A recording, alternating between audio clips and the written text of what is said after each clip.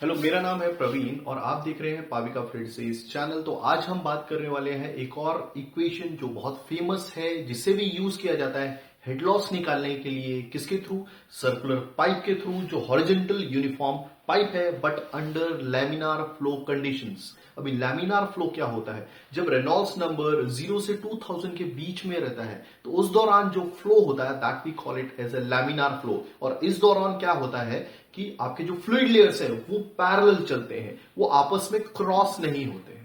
Clear हो गया? मगर इससे पहले, स्टार्ट करने से पहले, अगर आपने मेरा चैनल सब्सक्राइब नहीं किया है तो प्लीज ये है आपसे रिक्वेस्ट कि आप मेरा चैनल सब्सक्राइब कीजिएगा, ताकि मैं इसी तरह से एजुकेशनल वीडियोस आपके लिए हमेशा लेके आता रहूं अलग अलग टॉपिक पे, like heat transfer, strength of material, fluid mechanics. तो आइए देखते हैं कैसे करना है। तो ये है हिगिन्स-पॉइलिस इक्वेशन। दैट मीन्स इसको इसी तरह दूसरे क्वेश्चन के तौर पे भी लिखा जा सकता है कि head loss through circular pipe. Head loss क्या होता है? प्रेशर ड्रॉप होता है। प्रेशर ड्रॉप को हम हेड लॉस पे भी कन्वर्ट कर सकते हैं और हेड लॉस को प्रेशर ड्रॉप पे भी कन्वर्ट कर सकते हैं। और एक्चुअली में अगर हेड की बात करें तो हेड एक वर्टिकल हाइट है, लाइक पानी की हाइट है। क्लियर हो रहा है? और लॉस तभी होगा जब आप दो अलग अलग पॉइंट के हेड का डिफरेंस लेंगे, तो that will be head difference, यानी कि हेड लॉस। वैसे ही प्रेशर, देखो प्रेशर लॉस की बात कर रहा हूं तो मतलब आप क्या मतलब है इसका? मतलब अलग अलग दो पॉइंट, सपोज एक पॉइंट का प्रेशर है 5 बार, दूसरे पॉइंट का प्रेशर है 3 बार, तो दोनों का जो प्रेशर ड्रॉप होगा यानी कि P1 minus P2 that will B, पहले का था 5 बार, दूसरे का है 3 बार, तो जो प्रेशर ड्रॉप होगा मींस P1 माइनस P2 यानी कि pressure loss that will be 5 minus 3 equal to 2 bar. समझ रहे हैं? तो हेड लॉस अब हम फाइंड आउट करेंगे। क्लियर हो गया? इससे पहले, हेड लॉस से पहले हम क्या करेंगे? प्रेशर लॉस फाइंड आउट करेंगे। और प्रेशर लॉस को कैसे हम हेड लॉस में कन्वर्ट करते हैं ये जरूर देखिएगा। तो कंसीडर करते हैं एक पाइप जो यूनिफॉर्म सर्कुलर पाइप है। ध्यान से देखिए, दिस इज पाइप। ओके, ये इसकी सेंट्रल लाइन है जो डॉटेड लाइंस में बना रहा हूं। क्लियर हो गया? ओके, तो फिर हम इसे बनाते हैं अच्छे से, देखिएगा ध्यान से। और फ्लो आपका ऐसा चल रहा है। क्लियर हो गया? This is your flow, this is the flow. Clear हो गया? ओके, अब मैं क्या करता हूं, एक छोटा सा एलिमेंट कंसीडर करता हूं बीच में, इस पाइपलाइन के बीच में। सपोज ये है दिस वन, जिसकी जो थिकनेस है dx। कितनी है थिकनेस? dx क्या है? This is the change in, और ये जो डायरेक्शन है, जिस डायरेक्शन में आपका फ्लो हो रहा है that is x direction, horizontal direction. मैंने एक छोटा सा एलिमेंट कंसीडर किया है जिसकी थिकनेस है dx। कहने का मतलब है, समझ रहे हैं आप क्या मतलब है इसका? dx मतलब सपोज ये है, समझाना कैसे है, मतलब एलिमेंट की एक थिकनेस हो सकती है। सपोज यहां पर x1 है 0, ये वाला पॉइंट, और x2 है, दिस इज 5, तो x2 minus x1 equal to 5 minus 0 that is equal to 5। और ये जो x2 माइनस x1 है this is nothing but dx। I think आपको समझ गया होगा। क्लियर हो गया ये? ओके, तो ये समझाने के लिए था। तो फिलहाल जो थिकनेस है उसकी dx है, और इस थिकनेस के अक्रॉस जो प्रेशर ड्रॉप होगा we'll call it as dp। इसके अक्रॉस जो प्रेशर ड्रॉप हो रहा है we'll call it as dp। dp is nothing but P1 minus P2, pressure loss. समझ रहे हैं? तो इसके अक्रॉस जो प्रेशर लॉस है वो दिया जा सकता है, that is dp by dx equal to 8 velocity, और ये एवरेज वेलोसिटी है। याद रखिए कि आप भले आप प्रैक्टिकल कर रहे हो, आप इंडस्ट्री में कोई प्रैक्टिकल कर रहे हो या इंडस्ट्री में कोई प्रॉब्लम सॉल्व कर रहे हो, तो सर्कुलर पाइप के थ्रू जो भी वेलोसिटी होती है that is average velocity. Clear हो गया? समझ रहे हैं? एवरेज वेलोसिटी, इसलिए मैंने लिखा है v bar. Then formula is mu is the dynamic viscosity. Then this is r square. r is nothing but the radius of pipe, means this one. Clear हो गया? And total is your d। What is this? d is the diameter of pipe. इसमें कोई confusion? Okay, तो इस छोटे से element के across और यूनिट थिकनेस, ये यूनिट थिकनेस है। क्लियर हो गया? क्योंकि नीचे dp बाई dx नीचे है, मतलब जो डिस्टेंस है उसमें यूनिट चेंज आ रहा है, तो उसमें जो प्रेशर ड्रॉप हो रहा होगा that will be dp। Clear हो गया? It comes with a negative sign. Okay, अब इसे कैसे सॉल्व करना है? क्लियर हो गया? अब यहां पर हम एक चीज और कंसिडर करेंगे कि मान लेते हैं कि यहां पर एक सेक्शन 1 है,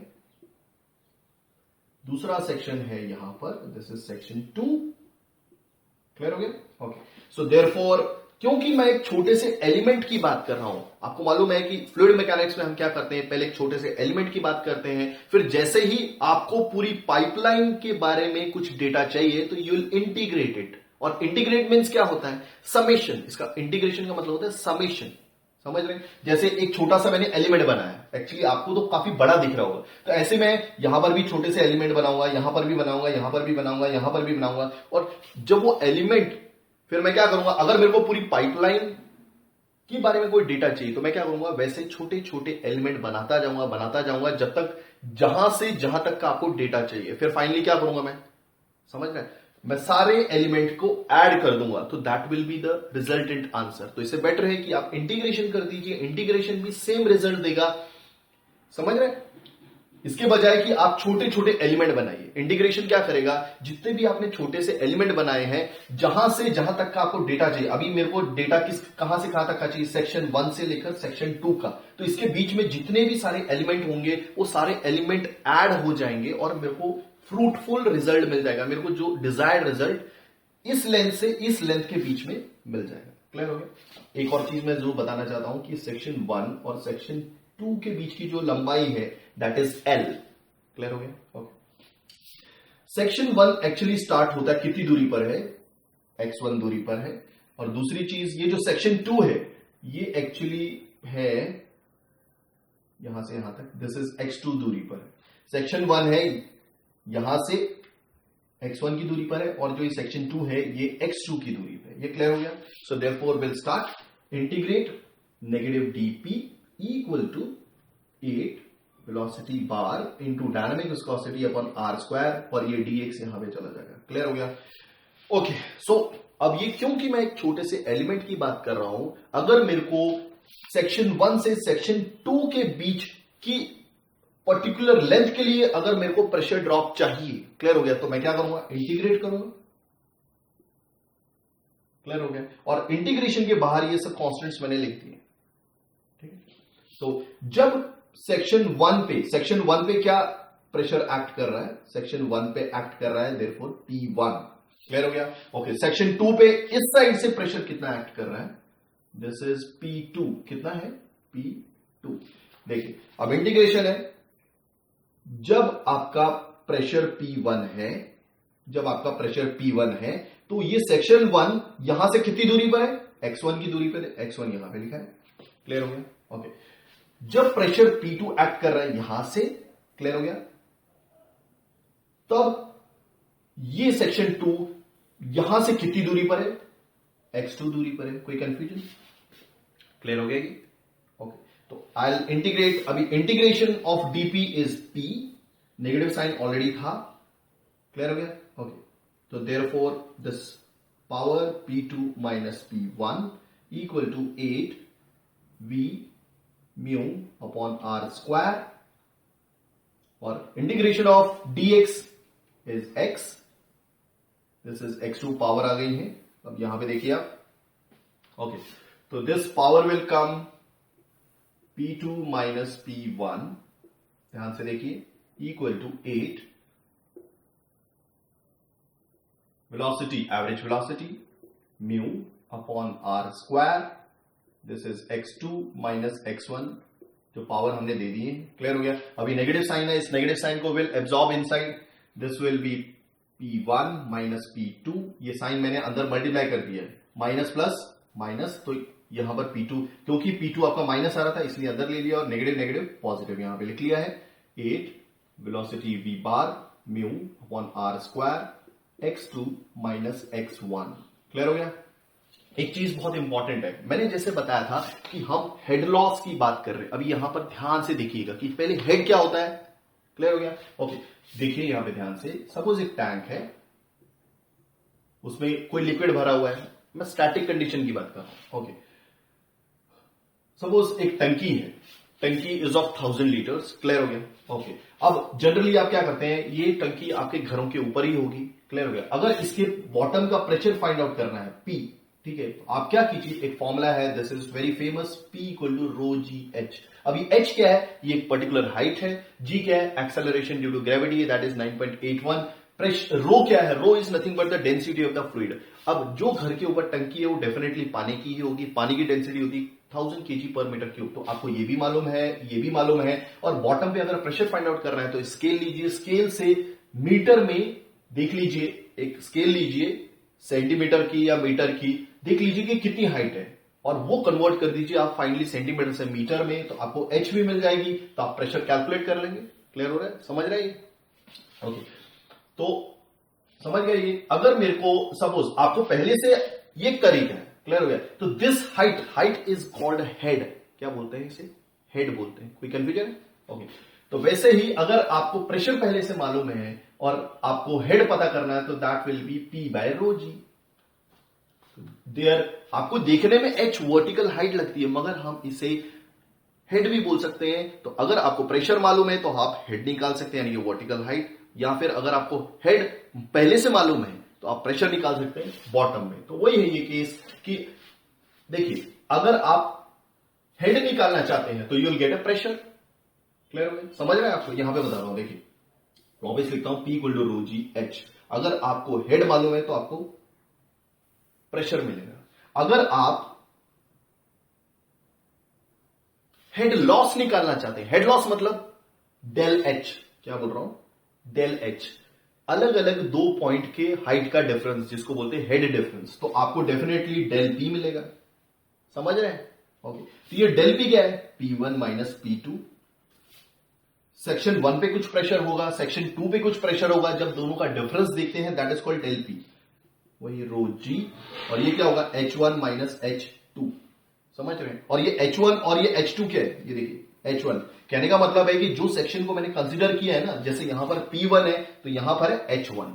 मैंने बताया कि प्रेशर को कन्वर्ट किया जा सकता है हेड में और हेड को कन्वर्ट किया जा सकता है प्रेशर में। और ये H2 क्या है, ये जो सेक्शन 2 है जहां पर P2 एक्ट कर रहा है, तो वहां पर हम P2 को कन्वर्ट कर सकते हैं H2 में। तो कहने का मतलब है कि जैसे आप प्रेशर को हेड में कन्वर्ट कर सकते हैं वैसे ही प्रेशर डिफरेंस को हेड डिफरेंस में भी कन्वर्ट कर सकते हैं। और ये जो हेड डिफरेंस है इसी को बोलते हैं, this is the head difference due to friction. और ये जो हेड डिफरेंस आ रहा है ये किस वजह से आ रहा है, घर्षण की वजह से, फ्रिक्शन की वजह से। इसलिए मैंने क्या लिखा है, H1 minus H2 that is HF। This is the head loss between section 1 and section 2, but this is due to friction की वजह से। क्लियर हो गया? तो therefore we can write P1 minus P2 equal to rho g HF। तो मैं यहां पे लिख देता हूं, this is rho g HF, और ये जो F है this is due to friction। So therefore 8 V mu, this is x2। आप देखेंगे x2 क्या है, x2 सेक्शन 2 स्टार्टिंग जो पॉइंट है पाइप का, यहां से यहां तक का डिस्टेंस देखिए, ये दिया हुआ है x2। एक्चुअली ये जो प्रेशर ड्रॉप है मैं अंदर लिख देता हूं, नहीं तो आपको थोड़ा कंफ्यूजन होगा। ये प्रेशर ड्रॉप इस एलिमेंट के अक्रॉस था, छोटे से एलिमेंट के अक्रॉस। तो x2 माइनस x1 क्या होता है, ये वाली डिस्टेंस, और ये वाला डिस्टेंस क्या, L। तो मैं यहां पे लिख देता हूं, बेटर L है, और यहां पे ब्रैकेट हटा ही देता हूं लगभग। कोई कंफ्यूजन? और नीचे r स्क्वायर था।